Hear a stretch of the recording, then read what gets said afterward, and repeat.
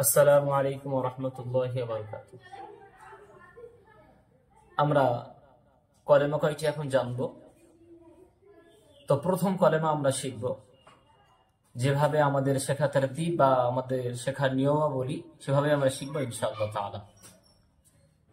প্রথম কলেমা তৈয়িবা লা ইলাহা। আপনি যে লাটা টান দিচ্ছেন এই লাটা মাদ্দে মুনফাসিল, এবং আপনারা শুনেছেন বা জানেন মাদ্দে মুনফাসিল তুল তাওয়াসসুত কাসর তিনটেই জায়েজ। তো তুল তাওয়াসসুত কাসর কাকে বলা হয়? যেটা এক আলিফ, দু আলিফ, তিন আলিফ, তিনটে সব পড়া চলবে। তো আপনি যদি শুরু থেকে কোরআনুল হাকিম বলি আর অন্য দোয়া দুরুদ বলি, আপনি শুরু থেকে যদি মাদ্দে মুনফাসিল এক আলিফ পরিমাণ টান দেন তো সকল মাদ্দে মুনফাসিল এক আলিফই আপনাকে টান দিতে হবে। আর যদি আপনি দু আলিফ দেন তো প্রত্যেক মুনফাসিল গুলি আপনাকে দু আলিফ পরিমাণ টান দিতেই হবে। এমনই ভাবে তো আমরা যদি বেহতার দেখি, উত্তম দেখি, তাহলে উত্তম হলো এটাই মাদ্দে মুনফাসিল গুলি তিন আলিফ পরিমাণ টান দেওয়া।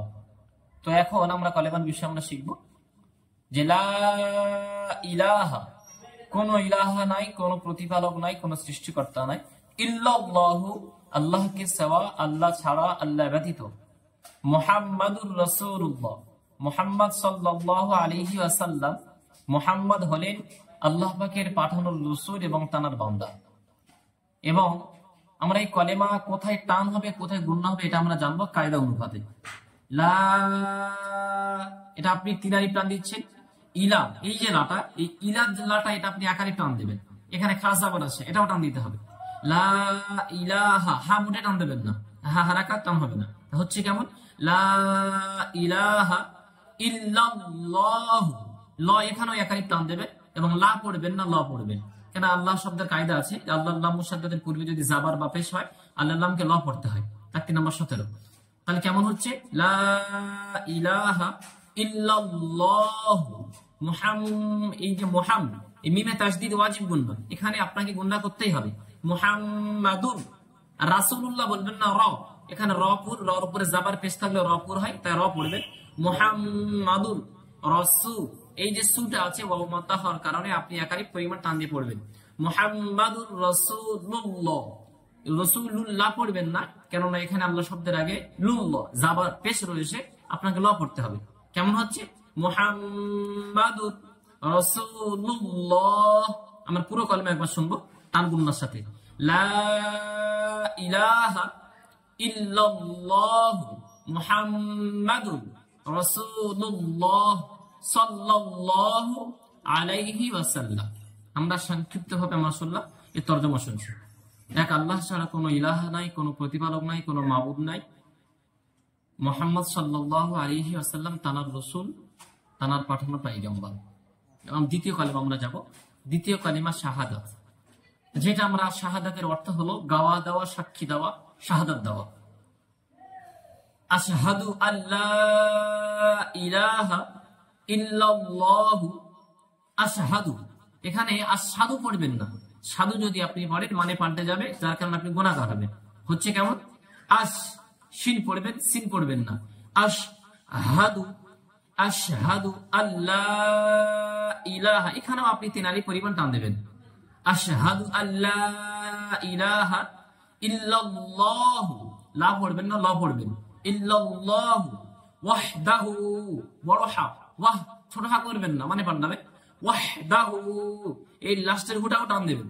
ওয়াহদাহু লা শারীকা লাহু, লা শারীকা লাহু, ওয়া আশহাদু আন্না মুহাম্মাদান আবদুহু ওয়া রাসূলুহু। আমরা এই তরজমা দেখব এবং কায়দা অনুপাতে টান গুণনা আমরা শিখব। আশহাদু, আমি সাক্ষ্য দিতেছি, আল্লাহ ইলাহা, যে আল্লাহ ছাড়া কোনো ইলাহা নাই। আশহাদু আল্লা ইলাহা ইল্লাল্লাহ, আল্লাহ ছাড়া কোনো প্রতিপালক নাই, কোনো ইলাহা নাই, কোনো সৃষ্টিকর্তা নাই, কোনো মাবুদ নাই। ওয়াহদাহু লা শারীকা লা, ওয়াহদাহু তিনি এক, একক, অদ্বিতীয়। লা শারীকা লা, তার কোনো অংশীদার নাই, কোনো শরীক নাই।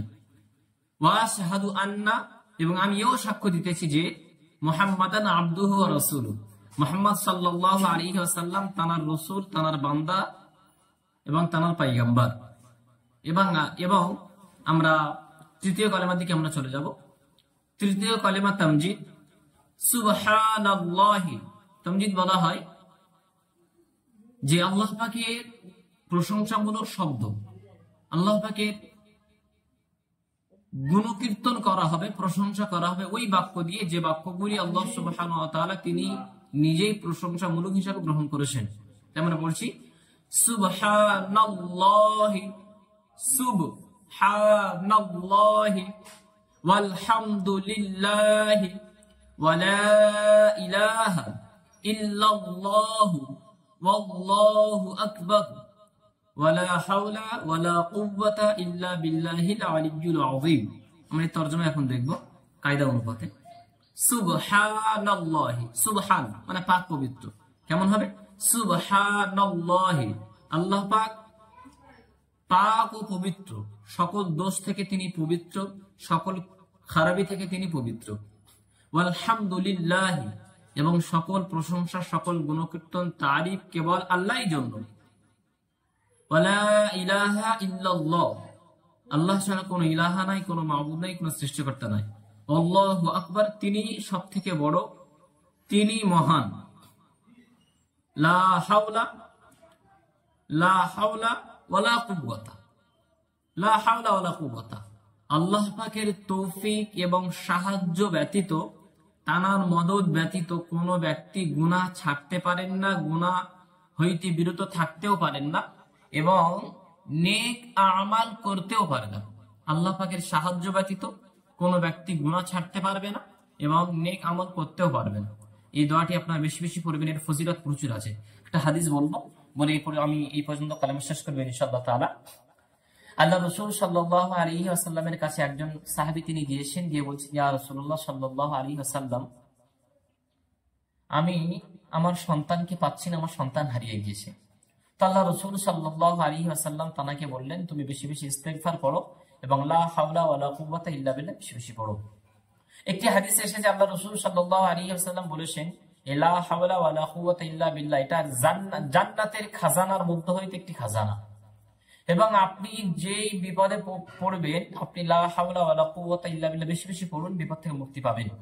এবং আরেকটি হাদিস এসেছে আল্লাহ রাসূল সাল্লাল্লাহু আলাইহি ওয়াসাল্লাম জানিয়েছেন, যদি কোনো ব্যক্তি কোনো সফরে বা কোনো কোথাও বাহির হওয়ার পূর্বে যদি লা হাওলা ওয়ালা কুওয়াতা ইল্লা বিল্লাহ বলে, তো শয়তান সে নিজের গায়ে ধুলা মারতে থাকে আর বলে, এই ব্যক্তি আল্লাহর দায়িত্বেই চলে গিয়েছে, আর যে আল্লাহর দায়িত্ব চলে যায় তাকে আমি পথভ্রষ্ট করতেও পারি না, ওয়াসওয়াসা দিতেও পারি না, শয়তানের মনটা মলিন হয়ে যায়। এবং আরেকটি হাদিস এসেছে যে লা হাওলা ওয়ালা কুওয়াতা ইল্লা বিল্লাহ, সেই সাহাবী যার একটি পুত্র সন্তান হারিয়ে গিয়েছিল, তিনি অত্যাধিক পরিমাণ পড়েছিলেন এবং ইস্তেগফারের সাথে পড়েছিলেন, যার কারণে অল্প দিনের মধ্যে, 3 দিনের মধ্যে সেই সন্তান ফিরে এসেছে। কি বলা যেতে পারে, বলা হয়েছে 40 থেকেও বেশি বকরির পাল নিয়ে সেই সন্তান, যে সন্তানকে হারিয়ে গিয়েছিলেন, তিনি ফিরেছেন। এবং তার পিতাজি বলছেন যে এতগুলো বকরি তুমি নিয়ে এসেছো কেন?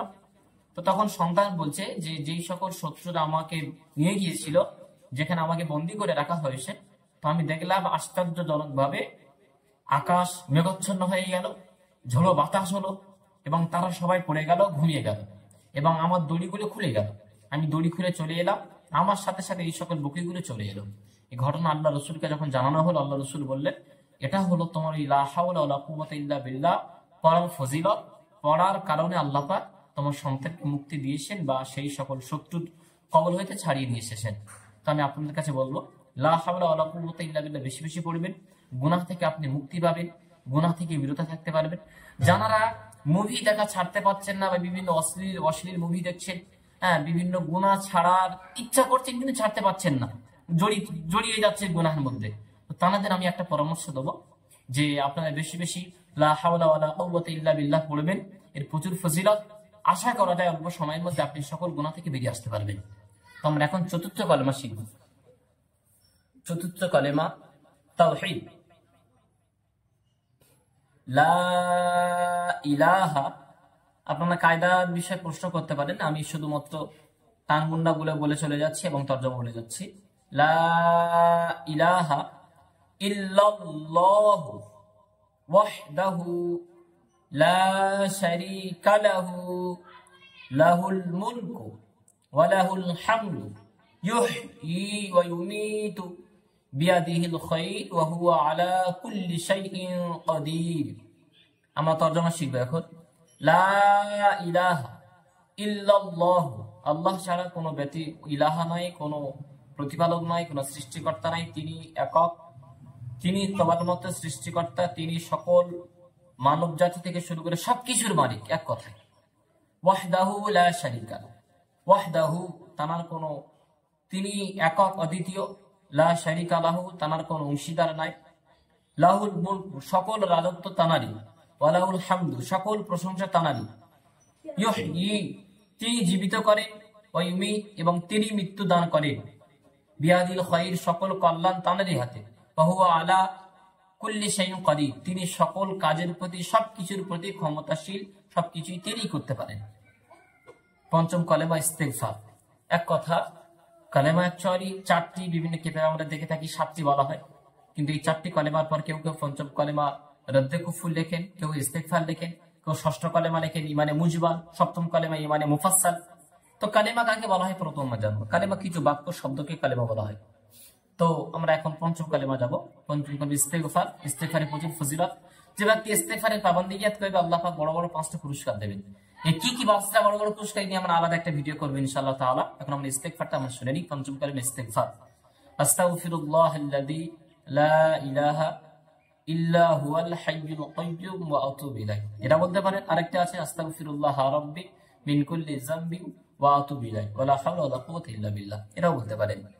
তাহলে এখন আমরা এই তরজমা সংক্ষিপ্তভাবে আমরা জানবো। আস্তাগফিরুল্লাহাল্লাযী লা ইলাহা ইল্লা হুয়াল হাইয়ুল কাইয়্যুম ওয়া আতুবু ইলাইহি। আস্তাগফিরুল্লাহ, আমি আল্লাহ পাকের কাছে ইস্তেগফার করছি, তওবা করছি, অনুতপ্তশীল হচ্ছি, গুনাহ থেকে নিজে পরহেজ করছি, গুনাহ না করার প্রতিশ্রুতি দিচ্ছি। কোন আল্লাহ? আস্তাগফিরুল্লাহাল্লাযী, আল্লাহ হলেন তিনি, লা ইলাহা যিনি ছাড়া কোনো ইলাহা নাই, লা ইলাহা ইল্লা হুয়াল হাইয়ুল কাইয়্যুম, হাইয়ুল কাইয়্যুম তিনি চিরঞ্জীব, তিনি চিরঞ্জীব এবং তিনি চিরস্থায়ী চিরঞ্জীব এবং সকল ক্ষমতার ঊর্ধ্বে তিনি। তারপর কি বলছে? ওয়া আতুবু ইলাইহি, এবং পূর্ণাঙ্গ রূপে আতুবু তাবা আতুবু আমি তওবা করছি, আতুবু ইলাইহি আমি আল্লাহ পাকের কাছে ফিরে যাচ্ছি এবং আল্লাহ পাকের বিধান মতো চলবো, এই জন্য আমি তওবা করছি। রাস্তা আরেকটি আমরা ইস্তেগফারের তরজমা দেখবো। আস্তাগফিরুল্লাহ রাব্বি, আমি আল্লাহ পাকের ইস্তেগফার করছি, তওবা করছি, অনুতপ্তশীল হচ্ছি। হা রাব্বি, হা রাব্বি মানে কি? রাব্বি হলো হে আমার প্রতিপালক, মিন কুল্লি যামবি ওয়া আতুবু ইলাইহি আমার সকল গুনাহ থেকে আমি ইস্তেগফার করছি, তওবা করছি এবং আপনার দিকে আমি প্রত্যাবর্তনশীল হচ্ছি, ফিরে যাচ্ছি। আমি সকল গুনাহ থেকে পরহেজ করব, আপনি আমাকে সাহায্য করুন। আপনার সাহায্য ব্যতীত আমি গুনাহ হইতে বিরত থাকতে পারবো না এবং নেক আমল করতে পারবো না। আপনি আমাকে সাহায্য করুন, আমি আপনার গুনাহ থেকে বাঁচার চেষ্টা করবো ইনশাআল্লাহ তাআলা। আমরা সংক্ষিপ্তভাবে আমরা 5টি কলেমা তরজমা এবং বিভিন্ন টাঙ্গুন্না সহ কায়দা আমরা জানলাম। আশা করছি পরবর্তীতে আমরা বিভিন্ন প্রকার ভিডিও নিয়ে আমরা আসবো আপনাদের সম্মুখে। আরেকটি কথা বলি, যে বিষয়ে আপনারা ভিডিও চাচ্ছেন আপনারা জানাবেন, কমেন্টে লিখবেন, সেই বিষয়ে ইনশাআল্লাহ তাআলা আমরা ভিডিও করব। আসসালামু আলাইকুম।